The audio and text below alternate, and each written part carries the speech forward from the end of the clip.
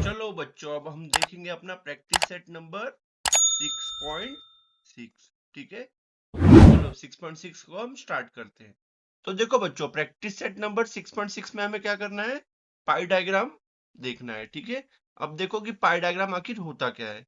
तो जैसे हमने अपने देखो प्रीवियस स्टैंडर्ड में ज्योग्राफी में देखा रहेगा कि अपने को एक सर्कल दिया जाता था और उसके अंदर अपने को ऐसे डिफ्रेंशिएट करके बताया जाता था कि 100% में से 29% क्या है, लैंड है, और 71% क्या है, वाटर है। तो ये किसका रिप्रेजेंटेशन है बच्चों, ये है पाई डायग्राम का रिप्रेजेंटेशन। ठीक है, सेम इसके यहाँ पर भी देखो एक अपने को एग्जांपल दिया गया है, किसका, एयर का। तो देखो बच्चों, अपने को जैसे पता है कि अपने एटमॉस्फेयर में क्या है, ऑक्सीजन है। बट ऑक्सीजन वो पूरा ऑक्सीजन नहीं होता है, उसके अंदर क्या होता है बच्चों, 21% ही ऑक्सीजन होता है। बाकी 78% नाइट्रोजन, अदर 1% में क्या आ जाता है, अदर गैसेस आ जाते हैं, जो कि क्या है, जो कार्बन मोनोऑक्साइड हो गया, ठीक है, कार्बन डाइऑक्साइड हो गया, ये सब अदर गैसेस में आ जाते हैं। तो ये किसका रिप्रेजेंटेशन है बच्चों, पाई डायग्राम का रिप्रेजेंटेशन है। ठीक है, ठीक है, तो अपने को जहां पर जरूरी होता है वहां पर हम पाई डायग्राम को यूज करते हैं। अब देखो बच्चों, यहाँ पर एक टेबुलर डाटा है, टेबुलर डाटा को हमने किस में कन्वर्ट किया है, पाई डायग्राम में कन्वर्ट किया है। तो यहाँ पर आप देख लो, फॉर एग्जांपल देखो, कैट कैट का कितना पॉपुलेशन है, 5, फिर हॉर्स का 10, डॉग का 8, जेब्रा का 3.3। तो इसको देखो हमने क्या कर लिया है, प्रॉपर सर्कल बना के उसके अंदर उसको प्रॉपर उसके वैल्यू के हिसाब से हमने उसको बाइफरगेट किया है। ठीक है, इसी को हम पाई डायग्राम बोलते हैं। अब चलो हम फर्दर देख लेते हैं। देखो ये पूरा प्रॉपर एक सर्कल बना रहा हूं यहाँ पर। तो प्रॉपर बच्चों कितना डिग्री का होता है, 360 डिग्री का होता है। ठीक है, अब देखो यहाँ पर हमने सर्कल बनाया। अब अपने को जैसे कि पता है कि पूरा सर्कल का वैल्यू कितना होता है, अपना पूरा सर्कल होता है अपना 360 डिग्री होता है। कितना होता है बच्चों, अब देखो बच्चों, यहाँ पर आपको जैसे ही पता है कि ये प्रोटेक्टर होता है, प्रोटेक्टर का पूरा डिग्री कितना होता है, 180 डिग्री है।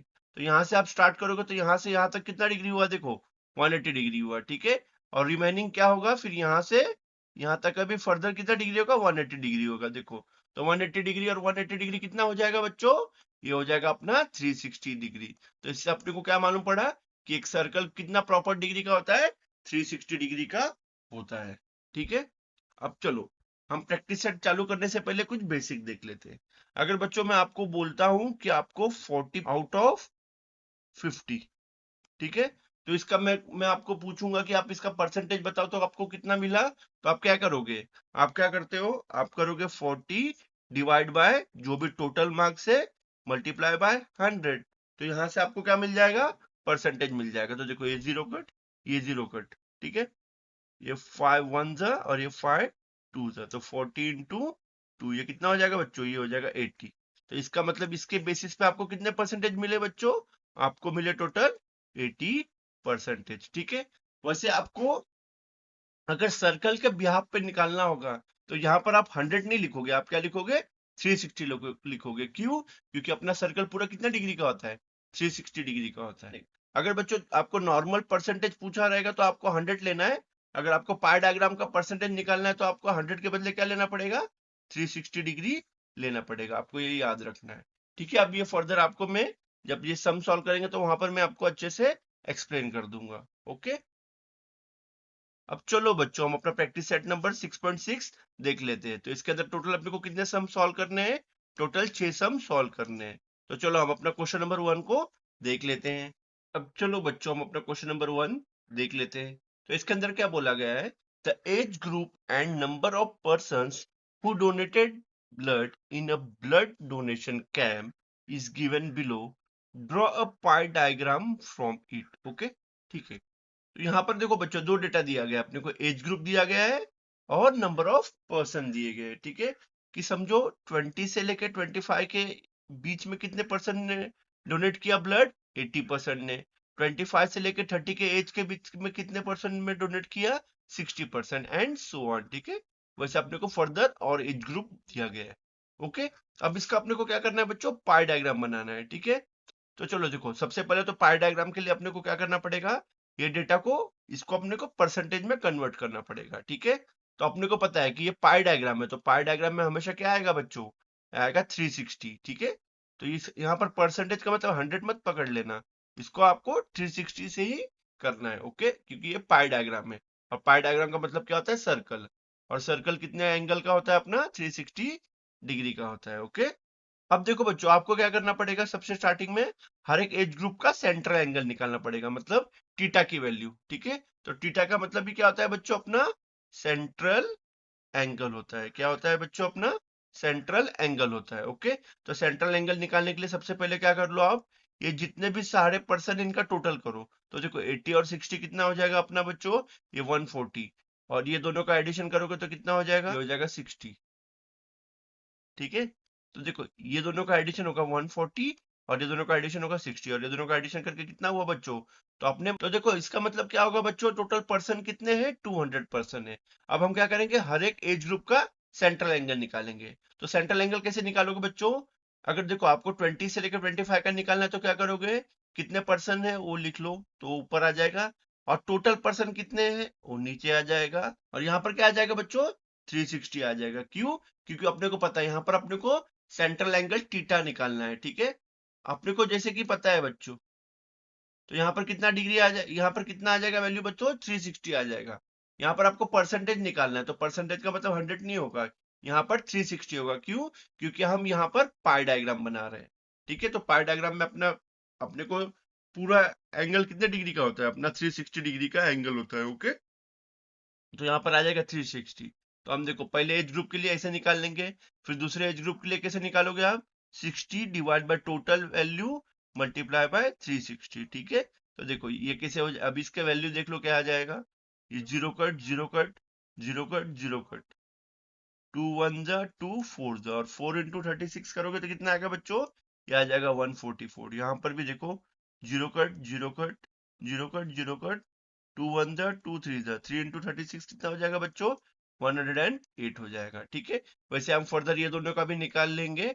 अब देखो बच्चों, हम यहाँ पर हमने क्या कर लिया, दो एज ग्रुप का सेंट्रल एंगल निकाल लिया। ठीक है, अब हम क्या करेंगे बच्चों, यहाँ पर फर्दर ये दोनों का भी हम सेंट्रल एंगल निकाल लेंगे, जो कि उसको मैं आपको फेयर में अच्छे से बना के दिखाता हूँ। ठीक है, देखो बच्चों, आपको क्या करना है, यहाँ पर ऐसे आपको टेबल ड्रॉ करना है। ठीक है, यहाँ पर टोटल कितने कॉलम्स आएंगे, 3 कॉलम्स आएंगे। देखो पहला अपना क्या है, एज ग्रुप है, उसके बाद क्या है बच्चों, अपना नंबर ऑफ पर्सन है, और उसके बाद अपन क्या करते हैं, हर एक का सेंट्रल एंगल निकालते हैं, जो कि हमने यहाँ पर रिप्रेजेंट कर दिया है। ओके, अब आप क्या करोगे बच्चों, जो भी चारों वैल्यू से अपने उसको रो में लिख लोगे। ठीक है, अब आपको सेंट्रल एंगल निकालने के लिए क्या करना पड़ेगा, आपको जितने भी नंबर ऑफ पर्सन है उनका टोटल करना पड़ेगा। तो देखो 80 60 35 25 कितना हुआ, 200 हुआ। ठीक है, तो हर एक का निकालने के लिए क्या करोगे आप, 80 डिवाइड बाय जो भी टोटल है मल्टीप्लाई बाय 360। यहाँ पर 360 क्यों लोगे आप, क्योंकि एक पाई डायग्राम है, इसलिए यहाँ पर 360 से हम मल्टीप्लाई करते हैं। ओके, तो इसका कितना आएगा बच्चों, आप जो भी देखो, यहाँ पर ये कैंसिल हो जाएगा, जीरो जीरो।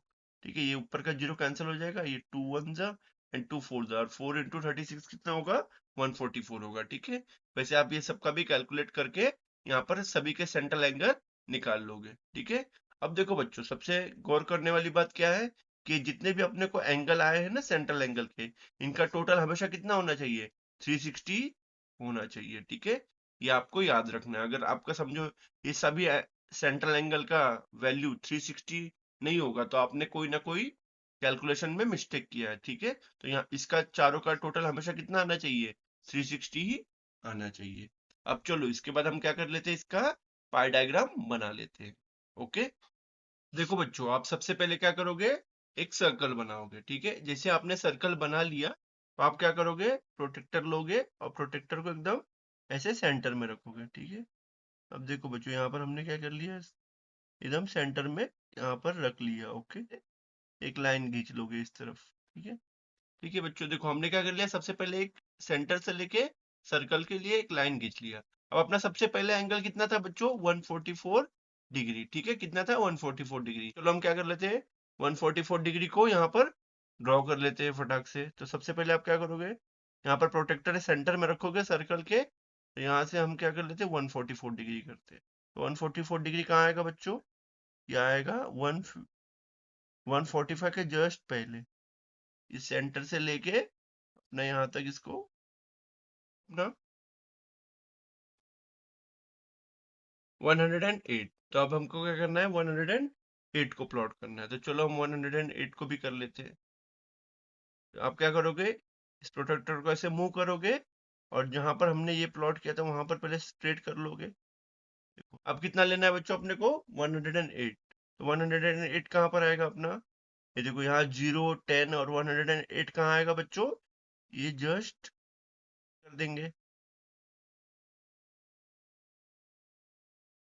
108 ज्वाइन कर लिया।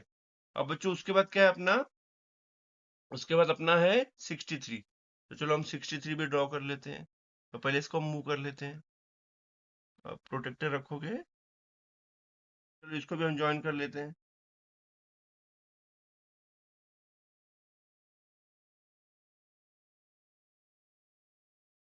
ठीक है बच्चों, देखो यहाँ पर भी हमने 63 को भी ज्वाइन कर लिया। अब अपना बचा कुचा क्या रहेगा, रहेगा 45 डिग्री। तो चलो देख लेते हैं कि बचा कुचा एंगल 45 डिग्री है क्या। तो देखो हमने यहाँ पर रखा।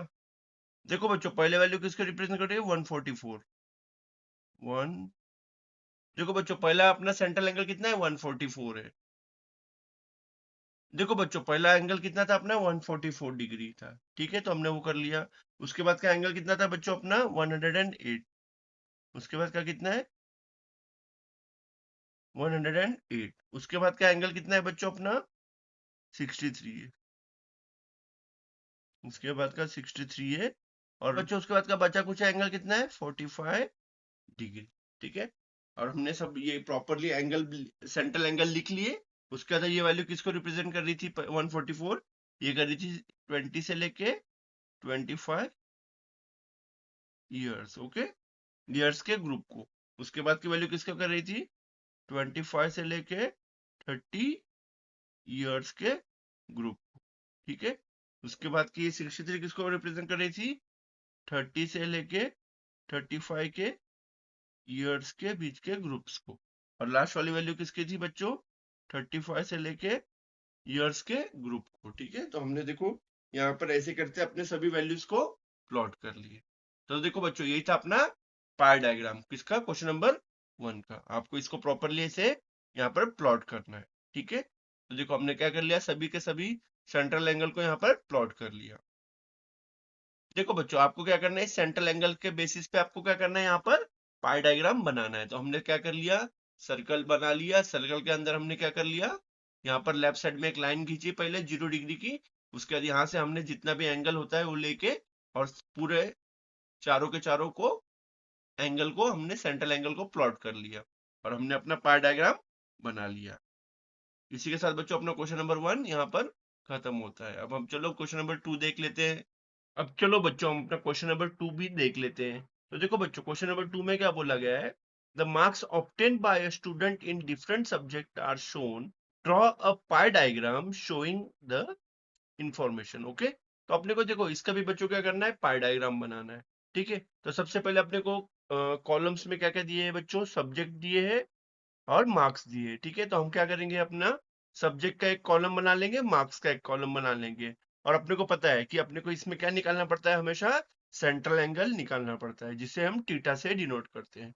ओके बच्चों, अब देखो इसमें सब्जेक्ट्स वाइज मार्क्स है अपने, तो English, Marathi, science, math, social science, Hindi. तो हमने सबको रो बाय रो लिख लिया। ठीक है, अब अपने को पता है कि अपने को सबसे पहले मार्क्स का टोटल मारना पड़ेगा। तो ये सबका मार्क्स का टोटल कितना हुआ बच्चों अपना, ये हुआ 400 हुआ। ठीक है, तो देखो यहाँ पर अपने को सेंट्रल एंगल कैसे निकलेगा, जो भी मार्क्स ऑब्टेन्ड है, ठीक है, उसको डिवाइड बाय टोटल मार्क्स और मल्टीप्लाई बाय 360।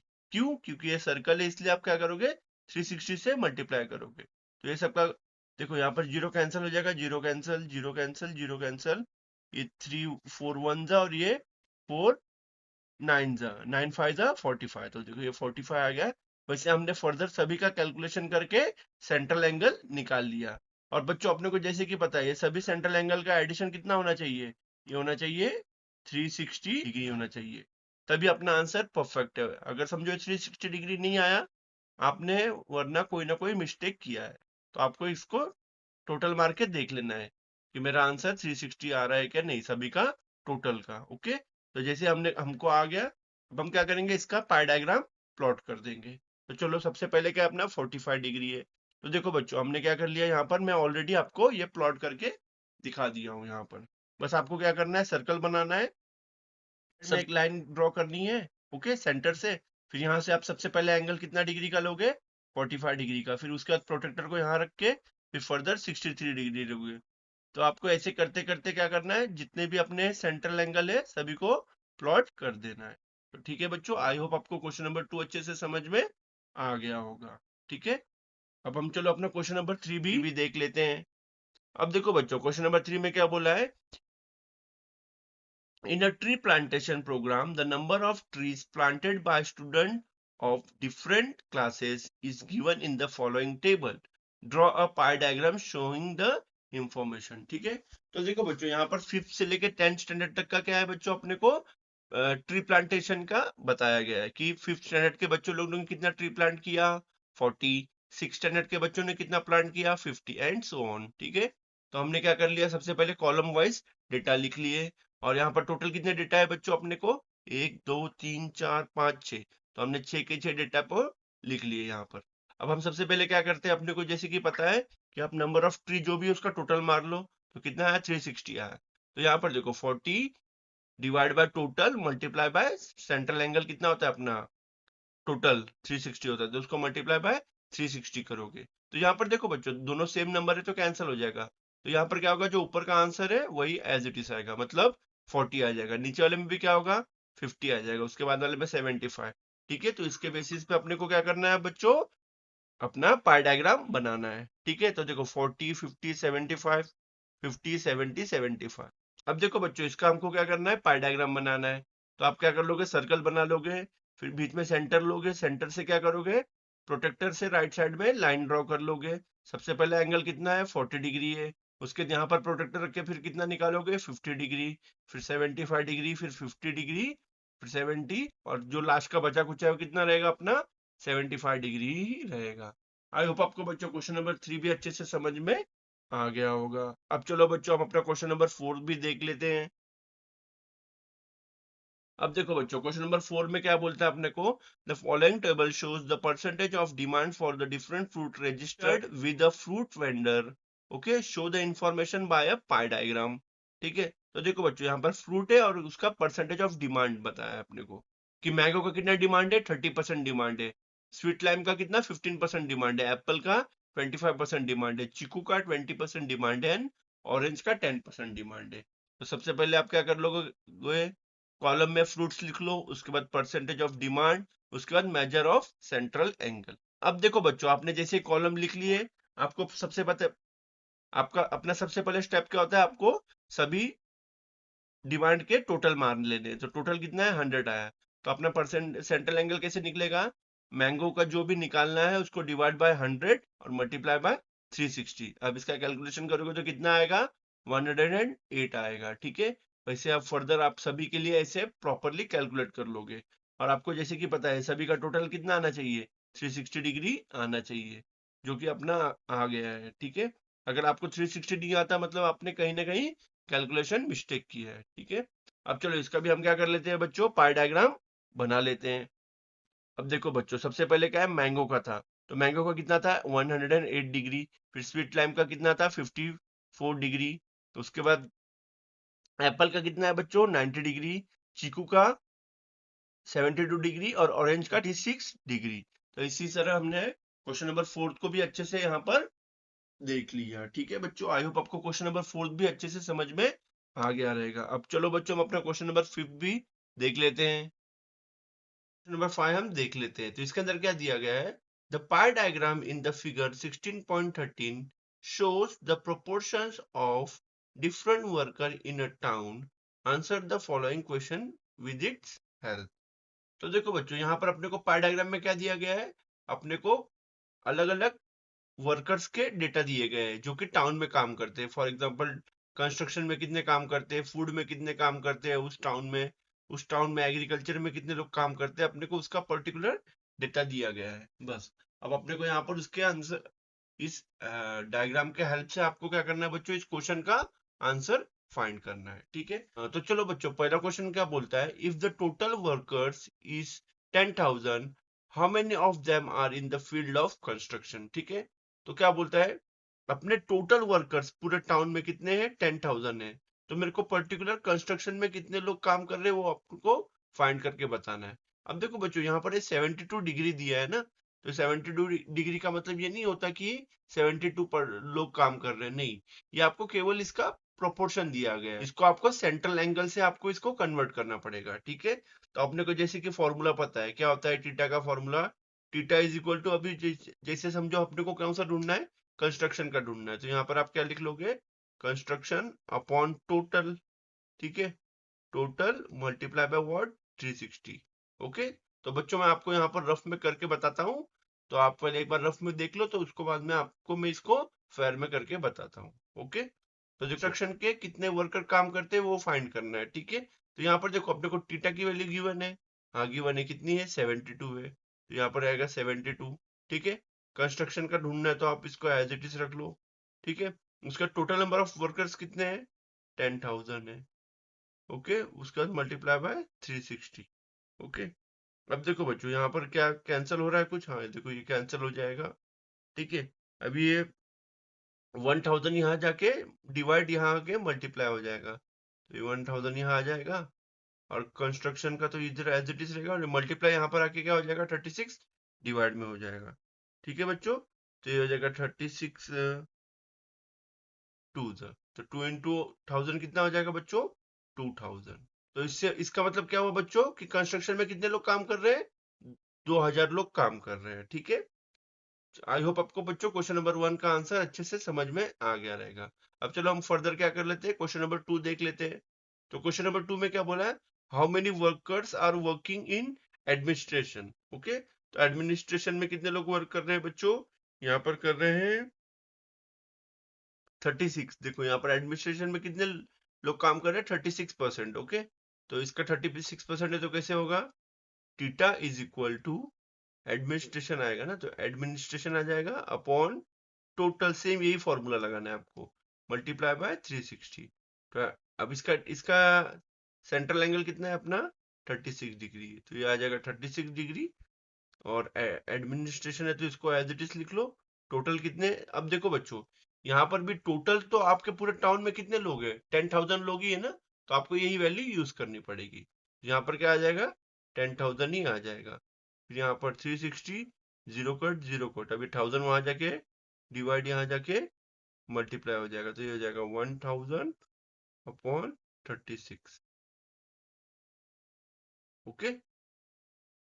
अब देखो ये कुछ कैंसिल होगा बच्चों यहाँ पर, हाँ देखो ये 36 और 36 कैंसिल हो जाएगा, ओके। उसके बाद क्या बचा अपना, 1000 बना बचा। तो एडमिनिस्ट्रेशन में कितने लोग काम कर रहे हैं बच्चों, 1000 लोग काम कर रहे हैं, ठीक है। अब उसके बाद अपने को क्या है, क्वेश्चन नंबर 3 फाइंड करना है। अब देखो बच्चों क्वेश्चन नंबर 3 में क्या बोलते हैं, अपने को परसेंटेज ऑफ वर्कर पूछा है, किसमें, प्रोडक्शन में। अब देखो बच्चों यहाँ पर अपने को सबसे पहले तो क्या करो आप, जैसे आप ये निकालते हो, आप इसी से क्या करोगे, सेम प्रोडक्शन का भी वैल्यू फाइंड करोगे, और उसके बाद उसको परसेंटेज में कन्वर्ट करोगे।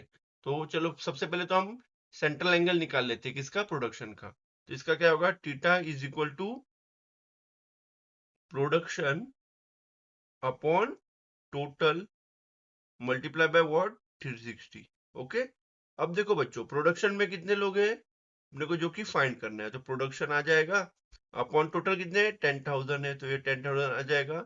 इसका सेंट्रल एंगल कितना है बच्चों, 90 डिग्री है, तो यहाँ पर 90 आ जाएगा मल्टीप्लाई बाय 360। अब देखो बच्चों जीरो कट हो जाएगा, जीरो कट हो जाएगा, ठीक है। अभी 1000 डिवाइड इधर आके क्या होगा, 90 के मल्टीप्लाई में आ जाएगा, ओके। और ये मल्टीप्लाई यहाँ पर आके क्या हुआ, 336 यहाँ पर डिवाइड में आ गया, ठीक है। अब देखो बच्चों ये डिवाइड होगा जाते हैं, तो ये 9 4 जा, और ये 9 10 जा, नहीं, ये 2 2 जा 4, ये 2 5 जा, और ये 2 1 जा, और ये 2 500 जा, ठीक है। और 500 इंटू 5 करोगे तो कितना आएगा बच्चों, 2500। तो बच्चों अपने प्रोडक्शन में कितने लोग काम कर रहे हैं, 2500 लोग काम कर रहे हैं, ठीक है। अब बस इसको आपको क्या करना है, परसेंटेज में कन्वर्ट करना है, तो क्या करोगे आप, ये कैसे होगा बच्चों, percentage of workers in production, ठीक है। तो percentage of worker in production कैसे हो जाएगा बच्चों, कितने लोग काम किए प्रोडक्शन में? 2500, ओके। और टोटल वर्कर कितने हैं? 10,000 है। मल्टीप्लाई बाय, अगर समझो आपको किसी को भी परसेंटेज में कन्वर्ट करना है तो किससे मल्टीप्लाई करोगे? 100 से करोगे। तो देखो यहाँ पर zero cut zero cut zero cut zero cut, ये जीरो कट ये जीरो कट और ये दो जीरो कट, कितना आया बच्चों अपना? 25%। तो इसका मतलब क्या हुआ? टोटल कितने परसेंट लोग काम कर रहे हैं प्रोडक्शन में? 25%, जो कि अपना क्वेश्चन नंबर 3 का आंसर है। ठीक है, तो चलो बच्चों इसको हम क्या कर लेते हैं, अपना फेयर में भी देख लेते हैं। चलो बच्चों इसको हम फेयर में देख लेते हैं। तो फेयर में कैसे लिखोगे आप? Central angle for field of construction theta is equal to 72 degree. ठीक है, अब उसके बाद क्या होगा बच्चों? Central angle for field of construction is equal to number of worker in construction upon total number of worker, okay, multiply by 360। उसके बाद अपने को सेंट्रल एंगल की वैल्यू जैसे पता ही है, और number of worker in construction as it is, और नीचे क्या था अपना? टोटल वर्कर कितने हैं बच्चों? 10,000 है। ठीक है, जिसको हमने अच्छे से भी रफ में देखा था। तो यहाँ पर हमने इसको एकदम सिस्टमेटिक वे में कर लिया। तो लास्ट में आप फाइनल आंसर लिख देना। Answer 2000 worker are working in construction. और सेम फॉर एडमिनिस्ट्रेशन के लिए भी क्या होगा अपना? सेम ही होगा, बस जहाँ कंस्ट्रक्शन है वहां पर क्या आ जाएगा? एडमिनिस्ट्रेशन आ जाएगा। और जो अपनी टीटा की वैल्यू है बच्चों इस बार क्या आ जाएगी? एडमिनिस्ट्रेशन के लिए अपने आ जाएगी 36, ओके। यहाँ पर टीटा की वैल्यू क्या रहेगी बच्चों? 36। ठीक है, यहाँ पर देखो हमने वही वैल्यू पुट करके आंसर फाइंड कर लिया। देखो बच्चों, तो यहाँ पर कितना आ जाएगा total? 1000 workers are working in administration, okay. अब चलो हम क्वेश्चन नंबर 3 को भी देख लेते हैं फेयर में। अब देखो बच्चों, हम क्वेश्चन नंबर 3 को भी फेयर में देख लेते हैं। तो सेम हम जैसे प्रोसेस करते हैं, आपको क्वेश्चन नंबर 3 के लिए भी सेम प्रोसेस करना पड़ेगा। ठीक है, तो इस बार क्या था? प्रोडक्शन में था, बट इसको क्या बोला है अपने को बच्चों? परसेंटेज में निकालना है। ठीक है, तो देखो बच्चों हमने यहाँ तक क्या कर लिया? अपना नॉर्मल जो सेंट्रल एंगल होता है उसके थ्रू क्या निकाल लिया? प्रोडक्शन में कितने वर्कर लोग काम कर रहे हैं। तो प्रोडक्शन में कितने वर्कर है बच्चों? 2500। अब बस अब इसको हमको क्या करना है? परसेंटेज में कन्वर्ट करना है। तो इसको परसेंटेज में कन्वर्ट करने के लिए क्या करना पड़ेगा? 2500 divide by 1000, 10,000, 2500 divide by 10,000 multiply by 100। तो क्या होगा? देखो ये जीरो कट ये zero cut zero cut zero cut 100, और देखो ये दो जीरो कट और ऊपर के भी दो जीरो कट, क्या बचा केवल अपना बच्चों? 25 बचा। ठीक है, तो कितने परसेंटेज लोग प्रोडक्शन में काम कर रहे हैं बच्चों? 25% of worker are working in the field of production. I hope बच्चों आपको क्वेश्चन नंबर 5 अच्छे से समझ में आ जाओ होगा। अब चलो बच्चों हम अपना क्वेश्चन नंबर 6 भी देख लेते हैं। चलो बच्चों क्वेश्चन नंबर 6 हम देख लेते हैं। तो इसके अंदर क्या बोला गया है? The annual investments of a family are shown in the adjacent pie diagram. Answer the following question based on it. ठीक है, तो बच्चों देखो ये जो पाई डायग्राम ये क्या बताता है अपने को? कि जो फैमिलीज है ना उन्होंने इन्वेस्टमेंट किया है अलग अलग इंस्ट्रूमेंट्स में, फॉर एग्जांपल शेयर्स में, पोस्ट में, deposit in bank, mutual fund and immovable property. ठीक है, तो अलग अलग जगह पे उस फैमिलियों का इन्वेस्टमेंट है। ठीक है, देखो बच्चों पहला क्वेश्चन क्या बोलता है? The investment in share is ₹2000, find the total investment. ठीक है, तो शेयर के अंदर कितना इन्वेस्टमेंट किया गया है बच्चों? ₹2000। तो उसके बिहाफ पे अपने को क्या निकालना है? टोटल इन्वेस्टमेंट निकालना है। ठीक है, कि टोटल इन लोग का सब पैसा मिला के कितना इन्वेस्ट हुआ है, इनका, ये फैमिलीज का। ओके, तो अभी देखो सबसे पहले तो आप क्या करोगे? आपको क्या बोलते हैं? शेयर का सेंट्रल एंगल कितना है बच्चों अपना? 60 डिग्री है। तो आप लिख लो यहाँ पर central angle for share is theta, कितना है? 60 डिग्री है। ठीक है, अब क्या होगा? Central angle for share is equal to क्या होता है अपना? जितना इन्वेस्टमेंट इन शेयर है और total investment multiply by 360 degree. ठीक है, अब देखो बच्चों यहाँ पर अपने को सेंट्रल एंगल की वैल्यू भी 60 दी गई है, इन्वेस्टमेंट इन शेयर पता है, और 360 तो ऑलरेडी ये कांस्टेंट वैल्यू है जो अपने को पता है। तो अभी देखो अपने को 4 वैल्यू में से अपने को 3 वैल्यू नोन है, तो हम नीचे का टोटल इन्वेस्टमेंट निकाल सकते हैं। हाँ निकाल सकते हैं। तो अभी हम क्या करेंगे? टोटल इन्वेस्टमेंट को यहाँ शिफ्ट कर देंगे और 60 को नीचे बुला लेंगे। तो जो डिवाइड है, डिवाइड ऊपर आके न्यूमरेटर में चला जाएगा और ये ऊपर वाला न्यूमरेटर यहाँ पर आके डिनोमिनेटर में आ जाएगा। ठीक है, तो बस ये क्या हुआ? वैल्यू स्वैप हो गई अपनी। ठीक है, अब उसके बाद क्या होगा बच्चों इसमें? अब हम क्या करेंगे? सबको अच्छे से कैलकुलेट कर लेते हैं। तो देखो zero cut zero cut, 6 1 and 6 6 36, और 6 इंटू 2000 करोगे तो क्या आएगा बच्चों? 12,000 आया। तो बच्चों इसका मतलब क्या हुआ, तो ये फैमिली का टोटल इन्वेस्टमेंट कितना है बच्चों, 12,000 रुपीज। ओके, तो अपने को इससे क्या मालूम पड़ गया कि ये फैमिली ने टोटल कितना पैसा इन्वेस्ट किया है, 12,000 रुपीज इन्वेस्ट किया है। ठीक है, तो हमने क्या कर लिया बच्चों, पहले क्वेश्चन का आंसर फाइंड कर लिया। ओके, अब चलो हम सेकंड क्वेश्चन भी ढूंढ लेते हैं इसके अंदर का। तो सेकंड क्वेश्चन में क्या बोलते हैं, how many amount deposit in bank. तो बैंक के अंदर कितना डिपॉजिट किया है, तो ये तो हमको पता है कि कैसे निकाला जाता है, जो हमने प्रीवियसली क्वेश्चन नंबर 5 में देखा था वैसे ही निकालना है आपको। खाली उसका आपको डिग्री मालूम रहना चाहिए, और डिग्री मतलब सेंट्रल एंगल मालूम रहना चाहिए। सेंट्रल एंगल के बेसिस पे आप क्या कर सकते हो, बैंक का डिपॉजिट फाइंड कर सकते हो। तो सेम अपना central angle deposit in bank क्या होगा, 90 डिग्री होगा। तो central angle deposit in bank is equal to amount deposit in bank upon total investment multiply by 360। Okay, अब लेफ्ट साइड में क्या है बच्चों, सेंट्रल एंगल कितना था इसका, 90 था, तो वो लिख लिए। फिर amount deposit in bank upon total investment, देखो जो हमने फाइंड किया है ना, यही होगा, कितना है, 12,000 है। अब क्या होगा, फर्दर आपको सभी क्वेश्चन में क्या करना पड़ेगा, 12,000 ही यूज करना पड़ेगा। ठीक है, अगर आपने ये फाइंड नहीं किया रहता तो आप यहाँ पर ये यूज नहीं कर पाते। तो अपने को हमेशा क्या लगता है बच्चों, टोटल इन्वेस्टमेंट लगता है। तो टोटल इन्वेस्टमेंट की जगह क्या आ जाएगा, 12,000 आ जाएगा मल्टीप्लाई बाय 360। अब क्या होगा बच्चों, अब अपने को अमाउंट डिपॉजिट इन बैंक चाहिए, तो क्या होगा, देखो डिवाइड इधर आके ऊपर मल्टीप्लाई में आ गया, और 360 क्या है, मल्टीप्लाई नीचे आके डिवाइड में आ गया। तो यहाँ पर हमने क्रॉस मल्टीप्लाई करके वैल्यू को डिडक्ट किया, तो अपने को लास्ट में आंसर क्या है बच्चों, 3,000 आया। इसका मतलब क्या है कि ये 12,000 में से ये फैमिलीज ने कितना पैसा बैंक में डिपॉजिट किया है, 3,000 रुपीज किया है। इसका मतलब 12,000 में से ये लोग ने 3,000 रुपया किसमें डाला है पैसा, ये लोग ने डाला है 3,000 रुपया बैंक के अंदर। इसका मतलब ये है। आई होप आपको ये भी अच्छे से समझ में आया होगा। अब चलो बच्चों अपना क्वेश्चन नंबर 3 भी देख लेते हैं। तो 3 में क्या बोलता है, how much more money investment in immovable property then in mutual fund. तो देखो बच्चों, इमूवेबल मतलब इसका मतलब क्या है कि मैं कितना पैसा ज्यादा इन्वेस्ट किया हूँ किसके अंदर, इमूवेबल प्रॉपर्टी, किसके बिहाफ में, म्यूचुअल फंड के बिहाफ में। तो सबसे पहले तो देखो इमूवेबल प्रॉपर्टी का परसेंटेज देख लो कितना है, 120 डिग्री है, तो ये आएगा 120 डिग्री। और ऑलरेडी म्यूचुअल फंड में कितना है, 60 है। तो आप क्या करो, ज्यादा पूछा है ना, तो ज्यादा पूछने के लिए क्या करोगे आप, जो इमूवेबल प्रॉपर्टी है उसके अंदर से आप क्या करोगे, म्यूचुअल फंड को माइनस कर दोगे। तो 120 डिग्री माइनस 60 करोगे तो कितना आएगा, 60। तो क्या होगा, आप 60 का जो वैल्यू निकालोगे वही क्या होगा, ज्यादा इन्वेस्टमेंट रहेगा, जो कि हमने किस में इन्वेस्ट किया, इमूवेबल प्रॉपर्टी में इन्वेस्ट किया। आई होप आपको ये लॉजिक समझ में आ गया होगा। आप ये तो ये अप्रोच कर सकते थे, या तो आप दूसरा अप्रोच क्या कर सकते थे, आप 120 डिग्री के से क्या करो, इमूवेबल का निकालो, फिर 60 से क्या करो, म्यूचुअल फंड का निकालो। ओके, और आपको जो दोनों वैल्यू मिलेगी डिपॉजिट का, आप दोनों वैल्यू को, बड़ी वैल्यू से छोटे वैल्यू को माइनस कर दो, तो आपको क्या मिल जाएगा, इमूवेबल का एक्स्ट्रा पार्ट मिल जाएगा। आप वो कर सकते हो, या तो ये अप्रोच से कर सकते हो। ठीक है, तो हम फर्स्ट वाले अप्रोच से ही सॉल्व करते हैं। तो चलो इसको भी हम अच्छे से फेयर में देख लेते हैं। अब देखो बच्चों, सबसे पहले क्या लिख लोगे आप, difference in angle between immovable property and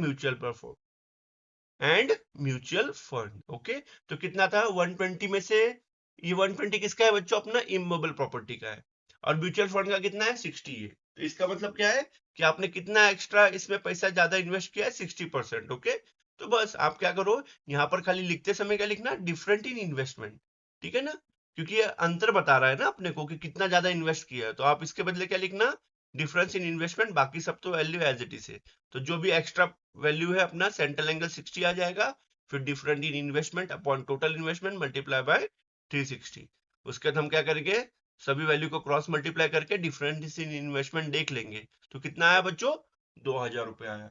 तो इसका मतलब क्या है कि हमने कितना पैसा ज्यादा पैसा इन्वेस्ट किया इमूवेबल प्रॉपर्टी में on behalf of mutual fund, 2,000 रुपया। ठीक है, तो इसका मतलब क्या, हमारा इन्वेस्टमेंट 2,000 रुपीज एक्स्ट्रा है किसके अंदर, इमूवेबल प्रॉपर्टी में। तो आई होप आपको बच्चों क्वेश्चन नंबर 3 भी समझ में अच्छे से आ गया रहेगा। अब चलो हम अपना क्वेश्चन नंबर 4 देख लेते हैं। तो क्वेश्चन नंबर 4 में क्या बोला है अपने को कि how many amount investment in post. तो बस अपने को पोस्ट का है, तो पोस्ट का कितना है बच्चों, अपना 30% है। ठीक है, तो इसका मतलब क्या है बच्चों, अपना पोस्ट में कितना इन्वेस्ट किया अपने को वो फाइंड करना है। तो देखो बच्चों, तो पोस्ट का तो एकदम ये तो क्वेश्चन नंबर 2 के जैसा ही है, बस आपको इसमें पोस्ट का ही खाली इन्वेस्टमेंट पूछा है।